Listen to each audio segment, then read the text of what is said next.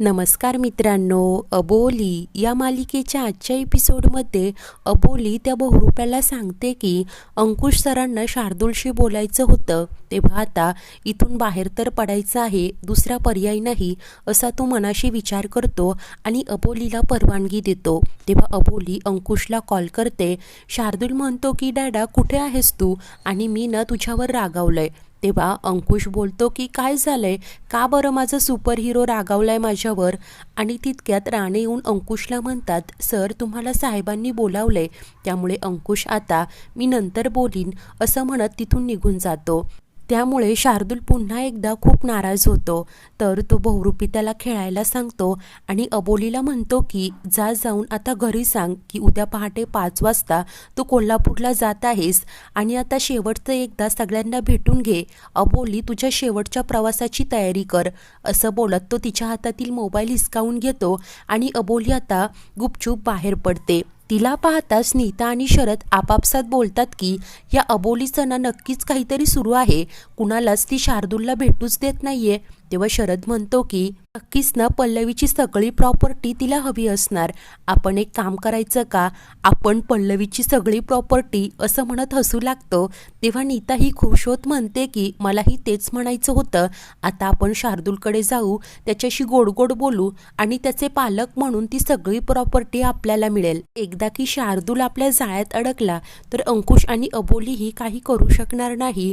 आपण ना सगळ्यांना विश्वासात घेऊ आणि तसंही आपल्याला कुठे मूलबाळ आहे असं बोलत असते. तेव्हा शरद म्हणतो ठीक आहे, आता ही ॲक्टिंग इथे नको, सगळ्यांसमोर करूया. आणि ते दोघे आता शार्दूलकडे जाणार असतात.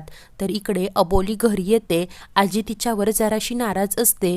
अबोली कळकळीनेच म्हणते की आजी अगं मला माफ कर, मला खूप टेन्शन होतं, त्या बहुरूपाचं टेन्शन, त्यामुळे सगळं झालं ग. तेव्हा आजीही मोठ्या मनाने तिला माफ करते. अबोलीला मात्र आता हे सत्य अंकुशपर्यंत कसं पोहोचवायचं याचं खूप टेन्शन आलेलं असतं. तर दुसरीकडे नीता आणि शरद आता दरवाजा उघडून आत येतात आणि लाडानेच शार्दूल बाळा लबाड कुठे आहेस तू असं म्हणत त्याला आवाज देऊ लागतात.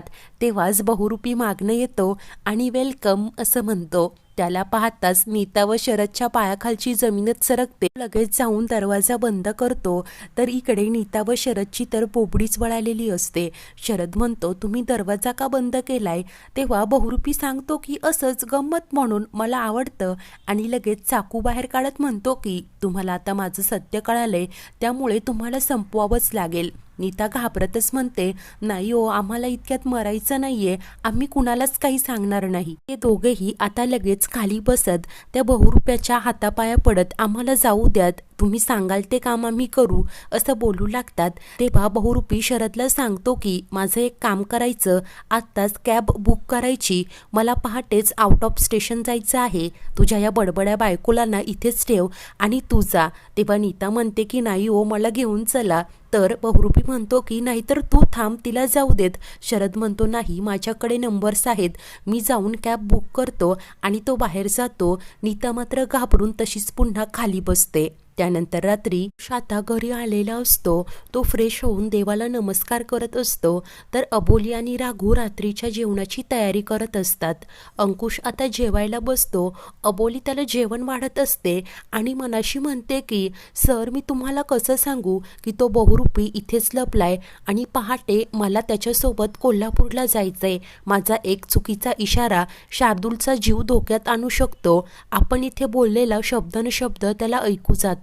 तर अंकुश म्हणतो काय ग अबोली, तू भाजी नाही वाढलीस. अबोली आता कारल्याची भाजी वाढते आणि खाऊन बघा, खूप दिवसानंतर ही भाजी केलीये असं बोलते. तेव्हा अंकुशला देखील ती भाजी आता आवडलेली असते. तर अबोली सांगते की सर उद्या पहाटेच मी शार्दूल सोबत कोल्हापूरला जाणार आहे, तुम्ही नका उठू, आम्ही जाऊ. तेव्हा अंकुश म्हणतो अगं उठायला झोपता कुठे येणार आहे, मला नाईट ड्युटी लागली आहे. तर आजी म्हणते की काय रे अंकुशा, हा शार्दूल इतका हट्टी कधीपासून झाला, कोल्हापूरला का जायचं आहे? तेव्हा अंकुश म्हणतो, आजी मला अबोलीचं म्हणणं पटलंय, तसाही शार्दूल खूप दुखावलाय, कोल्हापूरला जर का तो त्याच्या घरी गेला ना तर त्याला जरा बरं वाटेल. तर अबोलीने शार्दूलसाठी जेवणाचं ताट वाढलेलं असतं असं सांगून आता ती घराबाहेर पडते. तर दुसरीकडे नीता मात्र खूप टेन्शनमध्ये असते. शार्दूल म्हणत असतो की नीता मावशी माझ्यासोबत खेळ ना. नीता म्हणते की नाही रे तू खेळ ना. तर हा बहुरूपी मात्र मस्त चकल्या खात असतो. तितक्यात दरवाजा ठोठावला जातो. नीता खुश होत म्हणते की आमचे हे आलेत वाटतं. मी दरवाजा उघडते तर बहुरूपी तिला गप्प करतो आणि येऊन आतून पुन्हा दरवाजा ठोठावतो. अबोली म्हणते मी आहे अबोली.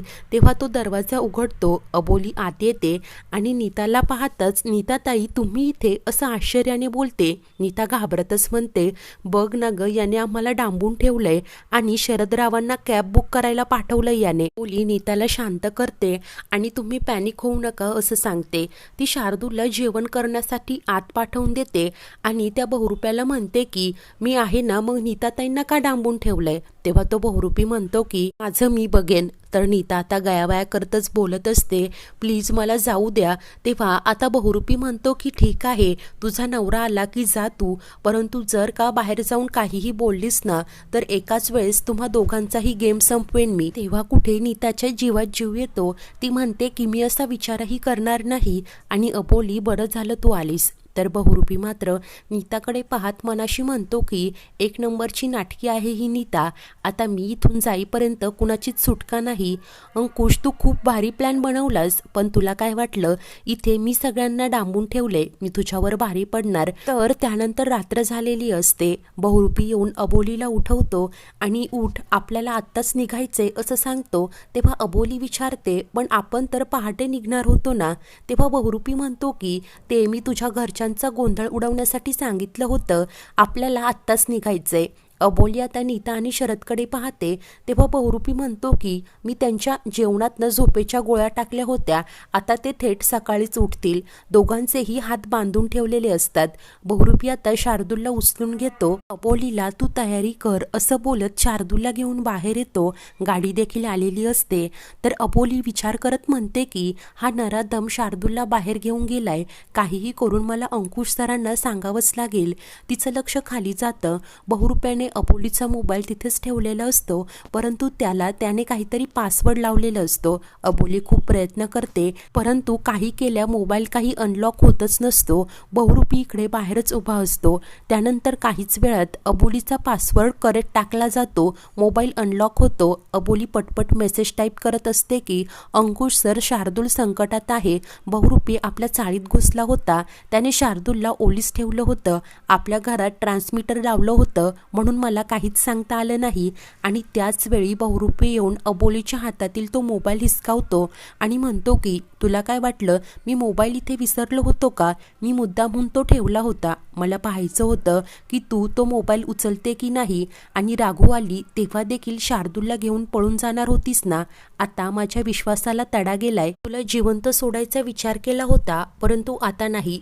मुंबई सोडल्यावर मी शार्दूलला कुठल्या तरी अनाथाश्रमात टाकणार आणि मग तुला, असं बोलत खेचतच अबोलीला बाहेर घेऊन जातो. अबोली मात्र कासावीस होत कुणी आहे का ते पाहत असते, परंतु अखेर ती गाडी तिथून निघते. तर इकडे पहाटे आता आजीला जाग येते. ती अबोलीला कॉल करण्याचा प्रयत्न करते, फोन काही लागत नाही. आजी स्वतःशीच म्हणते की मी चहा करते आणि मग त्या पोरीला आवाज देते, तिला कोल्हापूरला जायचं असो ना. तर दुसरीकडे आता हा बहुरूपी प्लॅन सक्सेसफुल होतोय हे पाहून खूप खुश होत असतो. अबोली मात्र घाबरूनच मनाशी म्हणते की शार्दूल, तुझं जिवंत राहणं महत्त्वाचं आहे. तू कुठेही असला ना तरी अंकुश सर तुला शोधून काढतील. तेव्हा तू त्यांना सांग की ही मावशी आता राहिली नाहीये. आणि त्याचवेळी अचानकपणे गाडी थांबते. बहुरूपी ओरडूनच म्हणतो की अरे गाडी का थांबवली? आणि त्याचं समोर लक्ष जातं. पाहतो तर अंकुश, क्रिश आणि पोलिसांची टीम बंदूक रोखून समोर उभी असते. अंकुशला पाहत पाहताच आता अखेर अबोलीच्या जीवात जीव येतो.